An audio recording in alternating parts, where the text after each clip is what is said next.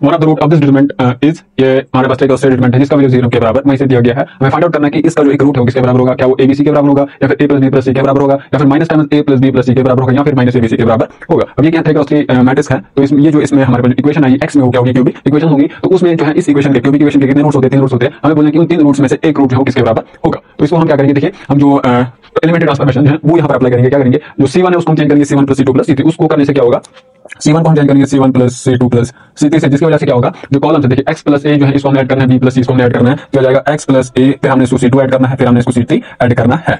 वैसे यहाँ पर आ जाएगा a plus x plus b plus c। तो यहाँ पर a है कॉलम फर्स्ट है, उसको हमने ऐड करना है सेकंड कॉलम प्लस इसको हमने ऐड करना है थर्ड कॉलम। बाकी जो कॉलम्स हमने एज इट इज रखना है, x प्लस b यहाँ से आ गया b, c यहाँ से c, यहाँ पे x प्लस c।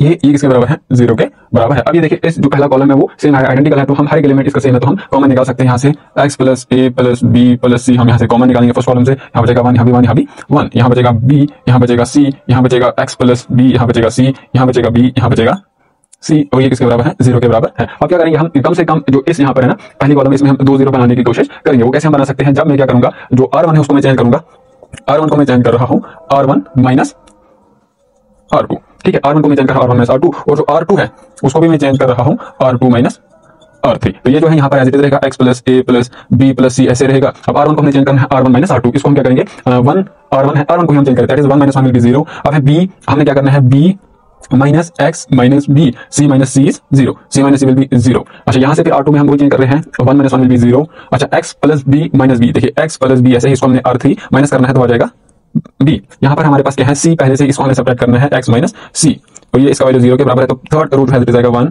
b, तो x प्लस c। अब यहाँ से क्या होगा, देखिए माइनस b प्लस b जो है कैंसिल आउट हो जाएगा। देखिए इसको हम हटा देंगे, यहाँ बचेगा खालिस माइनस x, तो यहाँ से भी प्लस b माइनस b जो है 0 आ जाएगा, तो यहाँ से भी हमें खालिस बचेगा x। यहाँ पर अगर हम देखेंगे plus c minus c cancel out हो जाएगा तो बचेगा खालिस हमारे पास माइनस x। तो यही बस इतना ही है। अब हम इसको क्या करेंगे, इस डिटरमिनेंट को एक्सपेंड करेंगे हम अलोंग c1, तो क्या होगा, इसकी वजह से 0 आएगा, इसकी वजह से भी 0 आएगा, लेकिन इससे कुछ बचेगा। ये क्या है, x plus a plus b plus c, ये ऐसे आएगा। अब इसका जो अंदर का जो डिटरमिनेंट का वैल्यू है, इसकी वजह से 0, इसकी वजह से 0। अब 1 ये वाली रो हमने डिलीट करनी है, ये वाली कॉलम डिलीट करना है, इसको इसके साथ हम मल्टीपल करेंगे तो आ जाएगा minus x multiple bye minus x will be x square, फिर फार्मूले का माइनस, इसको इसके साथ मल्टीपल करेंगे तो 0 आएगा। ये किसके बराबर है, 0 के बराबर है।